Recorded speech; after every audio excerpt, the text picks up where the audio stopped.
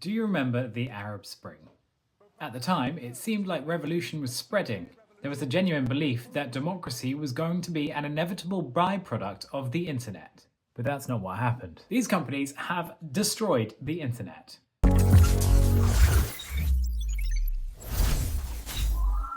Hello, welcome to another Freddy Untracked. Now, when I tell people about this project that I'm doing right now, their initial reaction is often, why do they want data from me? Why do they care? I like the targeted adverts. And look, I get it, but let me make the case for why you should be worried for not just you, but the next generation. In the last 10 to 15 years, the internet has been almost entirely restructured and filled with back-end analytics designed to give you the illusion of personalization. This is a screen recording I took from a privacy-oriented app store that I use on my phone. Look at these apps: Tinder, LinkedIn, Just Eat, even kids' gaming apps like Roblox. They're packed with background trackers, literally riddled with them. Now, some of these claim to be crash reports, but a lot of them are just pure tracking for ads. And this is not a specific issue with those apps either. They're just apps I randomly picked out. This is literally all over the internet. 90% of websites are filled with these sorts of trackers. And they are constantly sending back data on your actions, specifically your actions, trying to build a profile of you. This sort of targeting isn't just advertising. This is what social psychologist Shoshana Zuboff calls surveillance capitalism, an entirely new economic order. She argues that your behavior isn't just data, it's the raw material for prediction products. Every time you pause on something shocking, the algorithm learns. Every time you scroll swiftly past something boring, it learns again. It's building a model of you, not just to understand you, but to shape and influence you. By keeping you clicking, watching, and predictable, it's able to sell you more things. And that algorithm is watching your kids too. Now, big tech will tell you that their data use is transparent and that you have full control and that you agreed to the terms and conditions. But let's look at the numbers. Google made $350 billion last year, almost entirely from ads powered by your data. Targeted advertising is now a $1 trillion business with just a few online companies behind half of that. Have you ever wondered why the White House is so desperate for TikTok to come under US control? Well, the official line is national security, Chinese government access, and protecting American data. But why isn't there a single law stopping Meta or Google from doing the exact same thing? Some say the real issue isn't that TikTok collects the data, it's that who is in control of that $1 trillion industry. This is a battle between data empires, between the American cloud capital system and the Chinese one. And your data, your attention, your behavior, your kids' online development is the territory they are fighting over.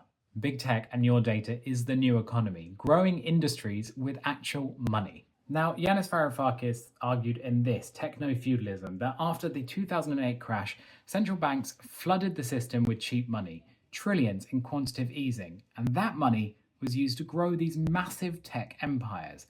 Massive tech empires that had systems that weren't really profitable before, but they were able to grow exponentially because they were playing with essentially free money. Now, critics of this argument would say that quantitative easing prevented a depression and tech companies created jobs, and that you can always just not use these free services. But in any case, these big tech companies are now in control of the major infrastructure needed for modern life: how you communicate, how you work, how you learn, and how we bring up kids in 2025.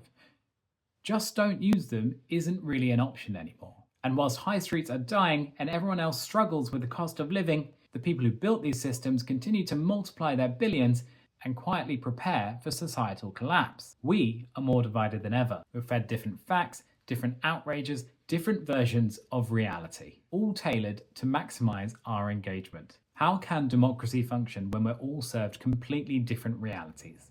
We're more addicted too. The average person now spends 7 hours a day in front of a screen. And as neuroscientist TJ Power says, the more we scroll, the more our brains get rewired to crave the next hit.